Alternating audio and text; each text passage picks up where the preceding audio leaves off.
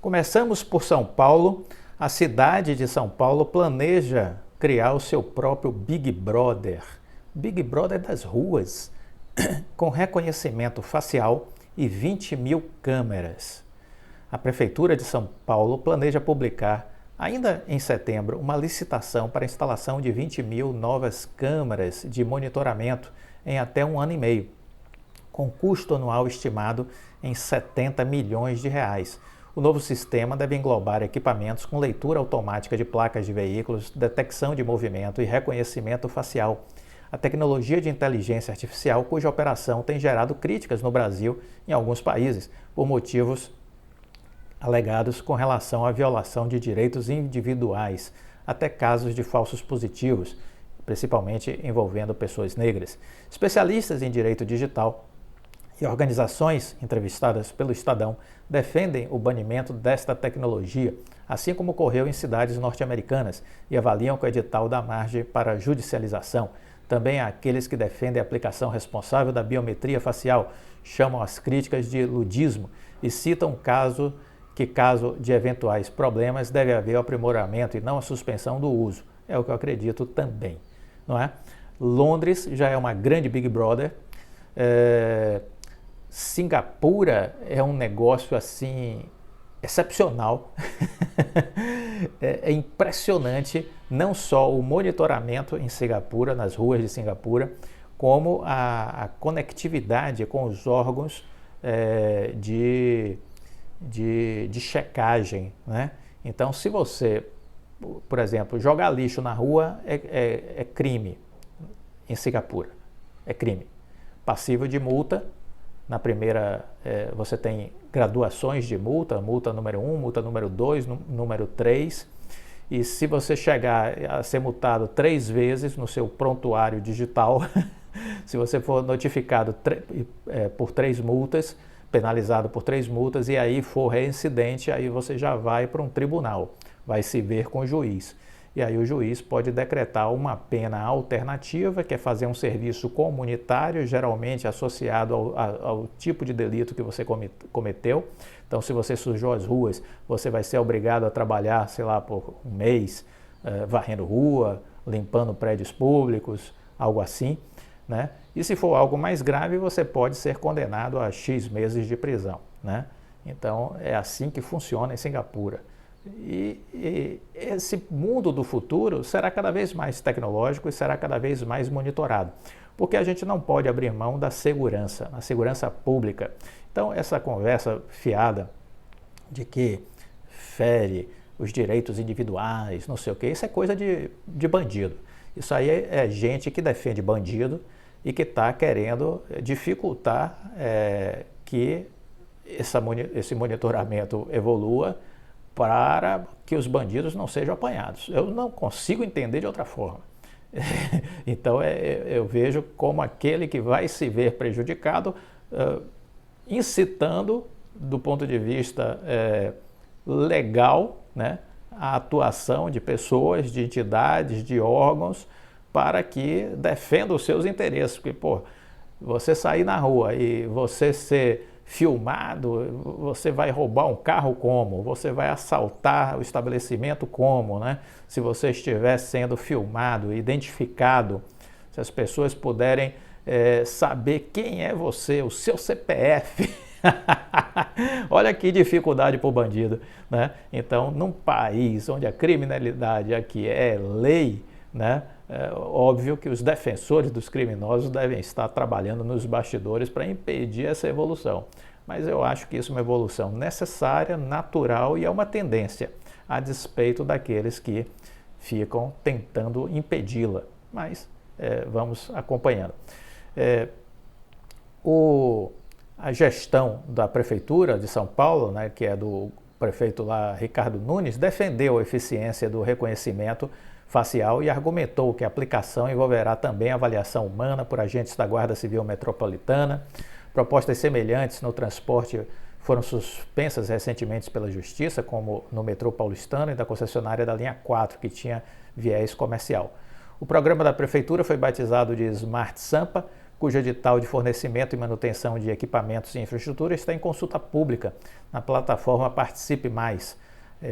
A iniciativa é vinculada à Secretaria Municipal de Segurança Urbana com duração prevista de 5 anos, prorrogável por outros 5. No caso de câmeras de reconhecimento facial, estão previstas 500 unidades. Sendo o secretário municipal adjunto de Segurança Urbana, Júnior Fagotti, segundo ele, a iniciativa é uma estratégia de segurança pública, mas também envolverá outras funcionalidades, como gerenciamento de tráfego, busca de desaparecidos, por exemplo. A depender da ocorrência, poderá ser acionada a polícia, a guarda municipal ou outro tipo de agente público. O prefeito já vinha na discussão de melhorar o sistema de inteligência, de criar programas que tornem a cidade mais tecnológica. Ele avalia que a iniciativa também pode contribuir para a inibição de novos crimes, como furtos e roubos. O programa é inspirado em exemplos dos Estados Unidos, como é o caso de Chicago e Dallas. Por outro lado, algumas cidades norte-americanas, como Portland e São Francisco, baniram a tecnologia. A base dos dados da plataforma será alimentada por secretarias, autarquias e concessionárias, não apenas com vigilância em vídeo, mas também com GPS, boletins de ocorrência, radares, estações climáticas, sensores de solo, hídricos, semáforos e outros. Também vai absorver os equipamentos privados cadastrados no City Cameras, programa municipal que está em suspenso desde meados do ano passado. Segundo a gestão municipal, as câmeras serão dispostas em pontos de maior número de ocorrências em movimentação, com ao menos 50 unidades para cada um dos 96 distritos e 200 para cada uma das 32 subprefeituras. A ideia é que o sistema também seja alimentado com imagens captadas por drones, câmeras corporais, câmeras veicular e qualquer outra ferramenta. No caso do reconhecimento facial, está previsto que as imagens de rostos possam ser arquivadas com data, horário, endereço, inclusive com a detecção de faces parcialmente cobertas, como por óculos e barbas. Outra funcionalidade é o rastreamento de pessoas consideradas suspeitas com o monitoramento de movimentos e atividades a partir de diferentes tipos de características. No estado, o Laboratório de Identificação Biométrica foi lançado em 2020. Segundo o governo, o sistema utiliza o reconhecimento facial em imagens arquivadas e não aplica biometria facial em monitoramento em tempo real. Estamos falando sobre isso porque a Oi Soluções ganhou o edital para a realização de um projeto no governo da Bahia, né? E já está em execução esse projeto, né? Já está em execução esse projeto e a Oi Soluções foi a grande vencedora. E quando isso aconteceu, nós questionamos, olha,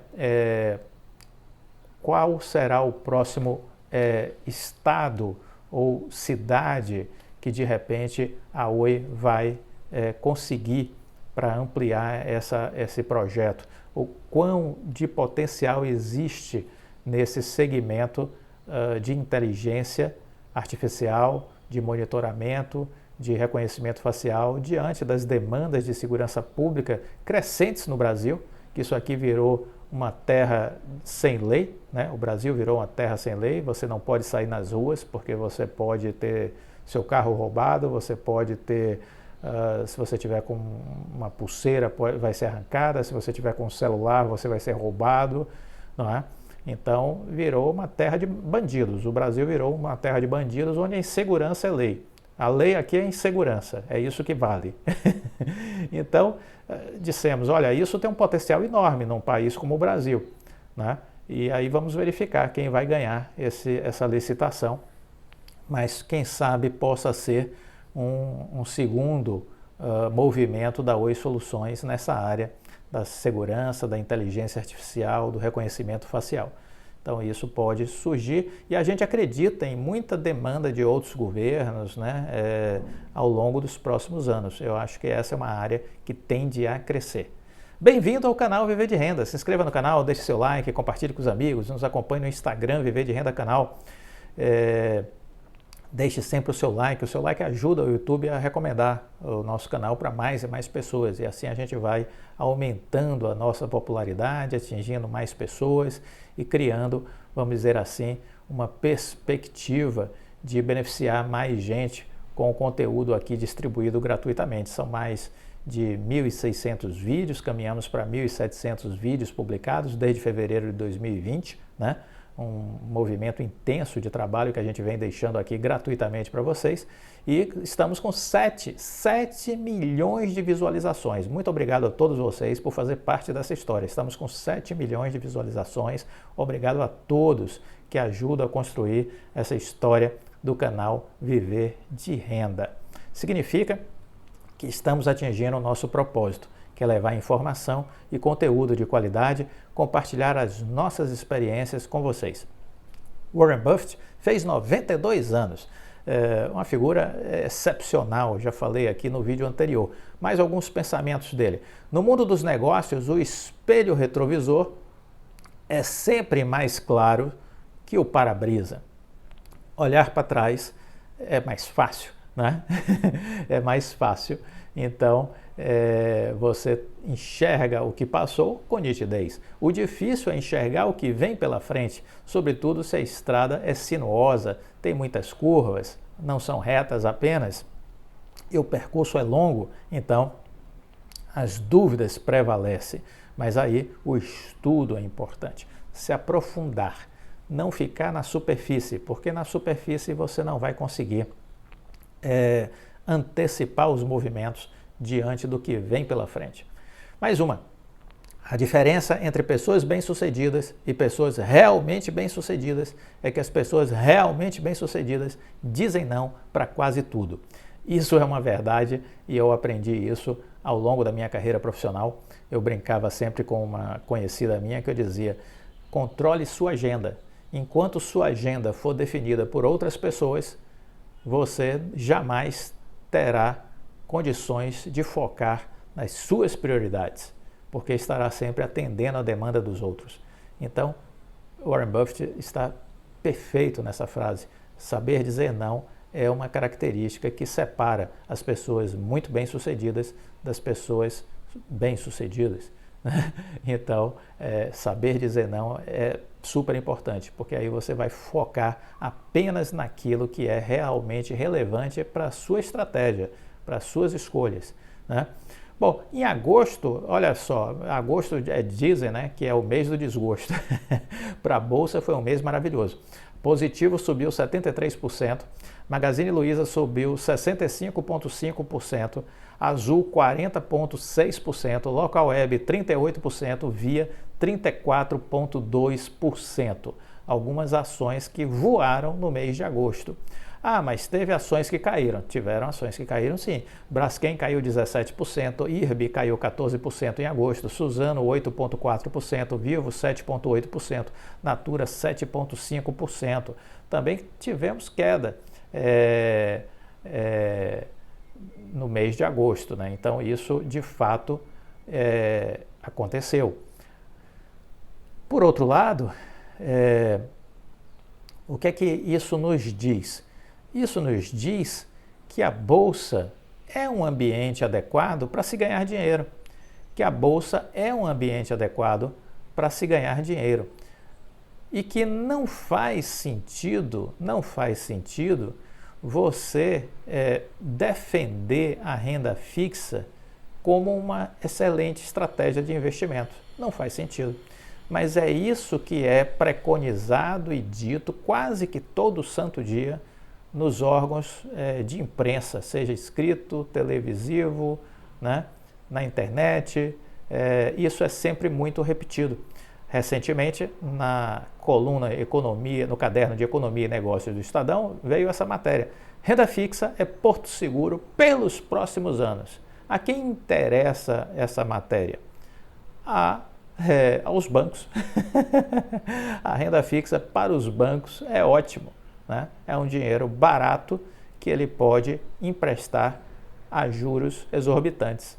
Então, a renda fixa é um bom lugar para o banco convencer as pessoas a deixar adormecido o seu dinheiro. As aplicações em renda fixa, devido ao cenário político e econômico, diz a matéria, se consolidam como um porto seguro. Imagine, você teve ali aqueles ganhos que eu falei, né, de acima de 50%, algumas empresas num único mês de agosto. E aí você vai ficar um ano na renda fixa para ganhar 14% ou 15% e acha que é um bom negócio. eu definitivamente não consigo enxergar essa lógica. Eu uso renda fixa como um depósito de dinheiro para esperar correções da bolsa. Aí eu volto para a bolsa. Mas o meu destino é sempre a bolsa.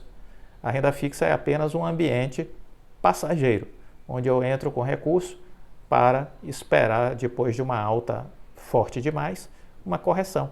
Porque elas sempre acontecem, porque renda variável é isso, sobe e desce, sobe e desce.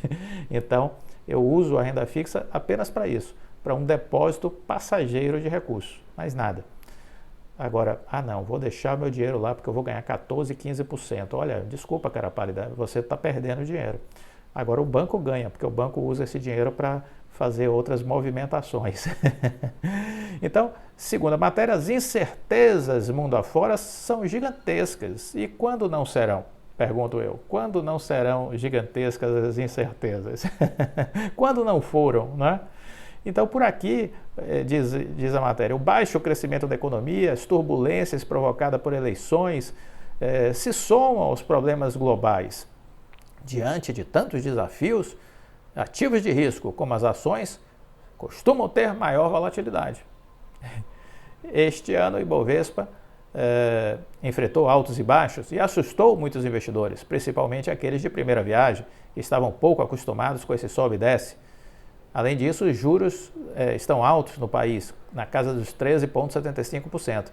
Dentro do universo de renda fixa, existem dois grupos principais de investimentos, os pré-fixados e os indexados ao Índice Nacional de Preço ao Consumidor Amplo, o IPCA. Enquanto os pós-fixados são atrelados à Selic ou ao certificado de depósito interfinanceiro e praticamente não tem oscilação. Esses papéis oferecem proteção contra a volatilidade. Com eles, o investidor fica praticamente imune ao cenário de turbulência que devemos ter pela frente. E aí tem algumas pessoas recomendando a renda fixa, né, dizendo que por conta de eleições no Brasil, alta de juros nos Estados Unidos, que diante de tudo isso a renda fixa vai continuar sendo um porto seguro, principalmente a pós-fixada, que não sofre marcação a mercado. Quando o investidor, e aí eles dizem, uma parte dos especialistas ainda defende que o momento continua bom para investir na renda fixa, né, para se proteger. O mundo de incertezas ainda está muito crítico, né, o nível de incertezas, e que a renda fixa é o paraíso. Boa sorte! Para quem acredita que a renda fixa é essa coisa maravilhosa, boa sorte, né? Bom, aqui, curiosamente, né, as pessoas vão muito nessa linha, né, de renda fixa, né, se promove muito isso. Eu entendo que isso é um interesse dos bancos, né, que há todo um trabalho de bastidor feito para que isso seja vendido como algo positivo, né? Eu entendo dessa forma. Me convençam se eu estiver equivocado. E há também aquela coisa, né, do discurso dos pessimistas, que sempre estão achando que amanhã vai ser pior. É aquela coisa da hiena, né, do hard. Ó dia, ó céus, ó azar, ó vida. O cara fica repetindo isso todo santo dia. É o hard encarnado. Eu não comungo disso, eu nunca fui pessimista. Então eu sempre fui uma pessoa otimista, porque sempre trabalhei com empresários, e o empresário naturalmente ele não tem tempo para ser pessimista, ele tem que dar resultado. Então ele é otimista por natureza, ele sabe que tem que fazer acontecer. Então não há agenda para ele, na agenda dele não há espaço para o pessimismo. E aí veja, saiu agora o resultado do segundo TRI do PIB, né? A economia do Brasil surpreendeu, cresceu 1,2% no segundo trimestre, né? O PIB cresceu 1,2% no segundo TRI, em relação aos 3 meses imediatamente anteriores, e as expectativas feitas pelos analistas era que fosse no máximo de 0,9%. Esse foi o quarto resultado positivo seguido. Com o novo resultado, o PIB ficou 3% acima do nível pré-pandemia, mas ainda está 0,3% abaixo do recorde da série histórica alcançado no primeiro TRI de 2014, né? o crescimento acima do esperado provocou uma onda de revisões nas estimativas para este ano. A previsão mais recente do Boletim Focus era de 2,1% e agora já existe projeções aí na casa dos 3%. Projeções na casa dos 3%. É isso, né? O mundo real girando, o mundo real acontecendo, a gente vem sempre falando sobre isso, de que o mundo real está diferente do mundo imaginário da turma dos economistas, dos analistas, né? E agora alguns bancos de investimentos estão se rendendo a isso. O Bank of America foi o que mais se empolgou e elevou a projeção do PIB deste ano de 2,5% para 3,25%. E para 2023 manteve o crescimento de 0,9%. Segundo a instituição, as medidas para baratear os combustíveis, o aumento do Auxílio Brasil, devem ter grande influência positiva nos resultados do segundo semestre, porque o que a gente está falando é primeiro semestre. No primeiro semestre não tem nada disso que a gente está se referindo aí, né? Impacto de barateamento de combustível e aumento de Auxílio Brasil. Isso é segundo semestre. Então, esse crescimento do primeiro semestre se deve a outras razões, né? E então essa melhoria do segundo semestre o Bank of America vê como muito significativa. O Goldman Sachs também fez uma revisão na sua projeção, colocando aí alvo em 2,9%, quase perto aí dos 3,25% do Bank of America. Então foi isso, quer dizer, bons resultados na economia brasileira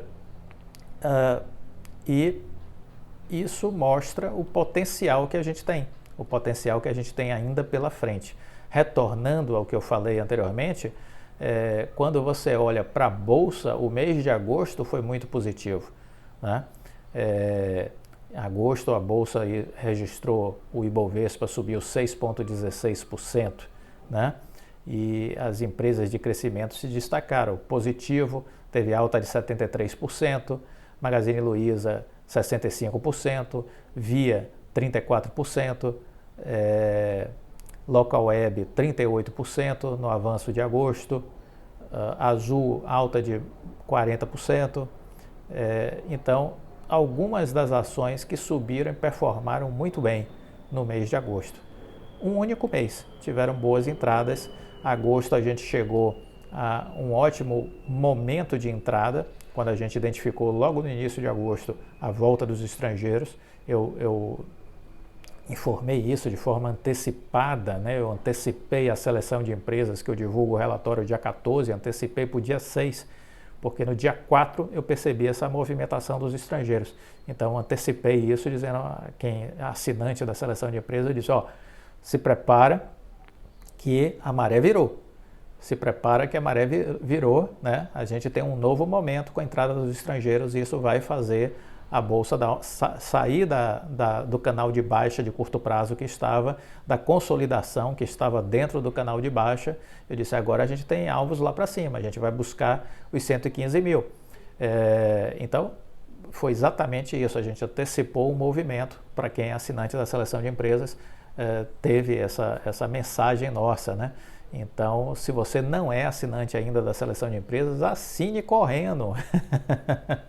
Assine correndo, porque é mais um instrumento para você analisar, ler, se informar, se inteirar, né? E tomar as suas decisões. E assim acertar mais do que errar. Como diz o Warren Buffett, a gente precisa acertar mais do que errar, né? Não precisa de muitos acertos, precisa de uns poucos acertos, mas precisa errar pouco também, né? E aí, eu lembro que algumas pessoas me disseram, mas Clóvis, você está otimista? Os lucros das empresas, olhando, né, caíram, né? E de fato caíram, né? A divulgação dos resultados do segundo TRI das empresas trouxe sinalizações de que de abril a junho caiu a lucratividade. O lucro por ação do Ibov teve queda de 10,3% quando comparado ao primeiro TRI. E também caiu quase 20% em relação ao mesmo trimestre de 2021. Mas por que isso aconteceu? Em grande parte, isso pode ser explicado pela alta da inflação, pela desaceleração econômica, mas em especial pelo custo de carregamento da dívida. Temos uma Selic mais alta e isso impacta, isso corrói os resultados financeiros, porque as despesas financeiras crescem com a rolagem da dívida, com os serviços da dívida, não é? Então, crescem as despesas financeiras. Por outro lado, por que isso não me preocupa? Porque a gente está na fase terminal do ciclo de alta da Selic. E quando a gente olha lá para frente, essa Selic vai começar a reduzir. Então, esse lucro, da mesma forma como ele foi reduzido por causa da alta da Selic, no ano que vem, a partir de um dado momento, esse lucro vai começar a crescer conforme a Selic cai. Porque aí a despesa financeira, o custo da dívida começa a ser reduzido também, por causa da variação dos juros para baixo, entendeu? Então, vai escalar rapidamente o lucro das empresas. Então, isso é uma gangorra, entendeu? O custo da dívida subiu por causa da alta da Selic. Na hora que a Selic começar a cair, né, você vai ter uma melhor composição dessa dívida, o custo financeiro dessa dívida diminui e assim o lucro aumenta. O lucro aumenta com o que está sendo feito hoje, né? Com a produção de hoje, o lucro vai aumentar daqui a alguns meses, olhando para 2023, né? Então, a gente entende que lá na frente nós vamos ver um cenário positivo com relação à margem de lucro crescente das empresas brasileiras a partir da queda da Selic, né? Então, fiquemos atentos. As empresas acharam que estavam muito baratas as suas ações e fizeram recompra. Então, houve uma onda de recompra aí ao longo de 2022. Há uma expectativa de que se movimente até 64 bilhões de reais. 64 bilhões de reais em compra de ações por parte das empresas, em recompra de ações por parte das empresas. Suzano, Santander, Itaú, JBS, Cosan, Irani, Mills, são apenas algumas das empresas, poderíamos falar de Magalu também, que estão recomprando suas ações. Vale está recomprando. Nesse ano, a quantidade de operações supera a média dos últimos 4 anos, por conta de uma bolsa barata e de companhias capitalizadas. Então veja, as notícias são sempre muito boas para quem tem inteligência financeira. Para quem quer ficar agarrado com pessimismo, olha, desculpa, vai ver o trem-bala passar. O agarrado com pessimismo vai ver o trem-bala passar, vai ver uma leve fumacinha, né? Porque o negócio vai passar de forma muito acelerada, né? Então, as empresas estão fazendo as recompras, né? Porque estão percebendo que elas estão passando por um bom momento operacional, com geração de caixa batendo recorde atrás de recorde, algumas dessas empresas, é o caso da Suzano, por exemplo, que está vivendo essa situação. E quanto isso, as suas ações tiveram queda de 22,5%, 22,7%, ou seja, não faz sentido. Se a empresa vai performando bem, as suas ações caindo. O que é isso? Promoção, liquidação. Então, o grande investidor sabe disso e aí se posiciona. E a empresa também sabe disso e recompra. Essa é a lógica que você precisa entender. Essa é a lógica que você precisa entender. Não é complicado entender isso. Isso não tem nada a ver com o movimento de sardinha, porque sardinha não sabe nada, né? Sardinha, o destino dela é a lata. Se as operações em andamento adquirirem todos os papéis que já estão autorizados, a recompra de ações atingirá este ano 64 bilhões de reais. É o nível mais alto na história aí da Bolsa nos últimos anos. A quantidade de recompras é um fato relevante e isso demonstra, né, o apetite das próprias empresas pelos seus papéis, né? A Vale, avaliada em 326 bilhões de reais, divulgou em abril o maior programa de recompras até o momento, que pode adquirir até 500 milhões de ações, movimentando só a Vale 34,6 bilhões. Só a Vale, 34,6 bilhões desses possíveis 64 bilhões, ou seja, metade seria uma movimentação apenas de uma única empresa, a Vale, né?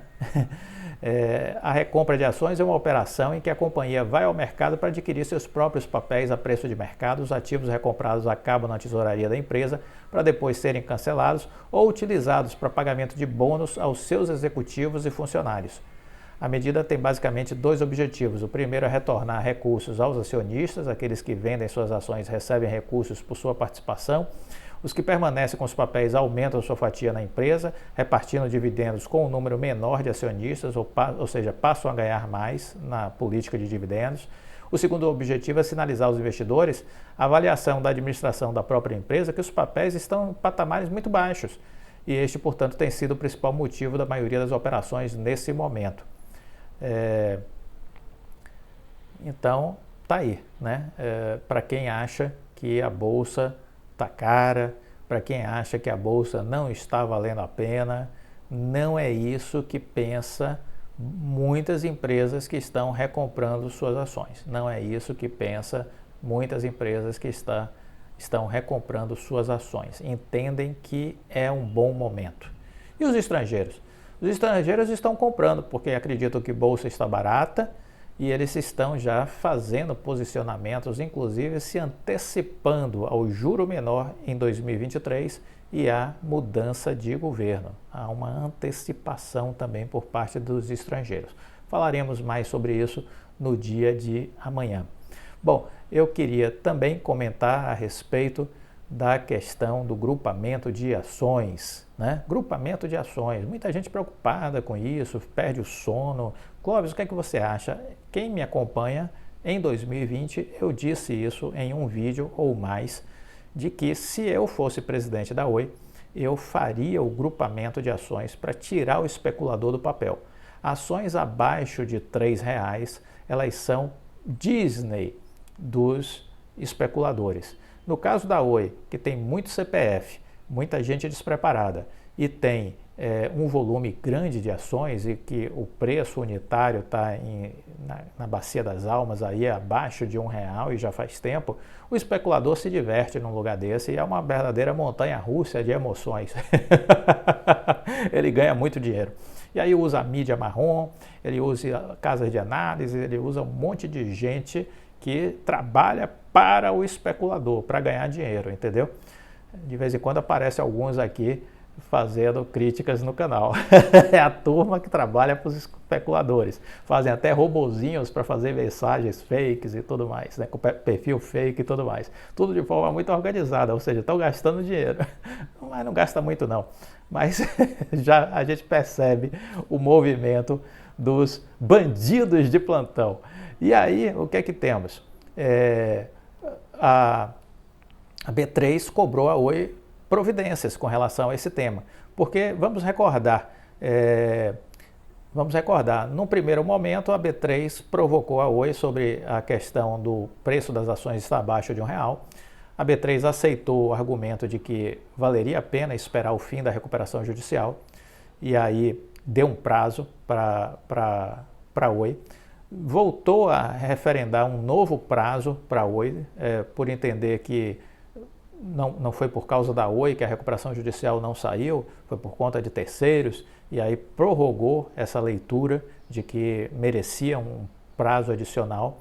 Esse prazo adicional se esgotou em junho, né? Na virada de junho para julho se esgotou. E a partir daí, a Oi não provocou mais a B3 com relação a uma nova prorrogação, e a B3 se manifestou dizendo, olha, é preciso tratar disso, Então, no dia 29 agora de agosto, a Bolsa questionou a Oi a respeito do assunto, porque os papéis continuam, desde 10 de fevereiro, abaixo de R$1.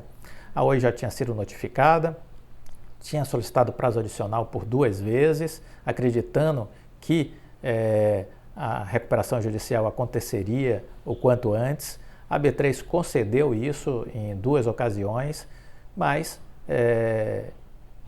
os papéis continuaram abaixo de R$1 entre 1º de julho e 11 de agosto, e aí a B3 se manifestou agora com relação a esse assunto. A Bolsa então encaminhou ofício à Oi solicitando que até 1º de setembro a companhia apresente um cronograma e os procedimentos que vai adotar para enquadrar a cotação de suas ações em valor igual ou superior a R$1. Além disso, a Bolsa estipulou que a Oi realize procedimentos até a data limite de 17 de fevereiro de 2023. Diante deste fato, em cumprimento ao determinado pela Bolsa, a companhia informou que será submetida ao Conselho de Administração proposta de grupamento de ações para deliberação aos acionistas em Assembleia Geral Extraordinária, a ser convocada e realizada ainda este ano. O prazo limite dado pela B3 é 17 de fevereiro de 2023. Né? O que esperar? Depende. Se a recuperação judicial se encerra, as ações vão trabalhar acima de R$1 e o grupamento não vai acontecer. Depende única e exclusivamente do juiz Fernando Viana. No final das contas, é ele que vai estar definindo se terá grupamento ou não. Depende do nosso juiz Fernando Viana.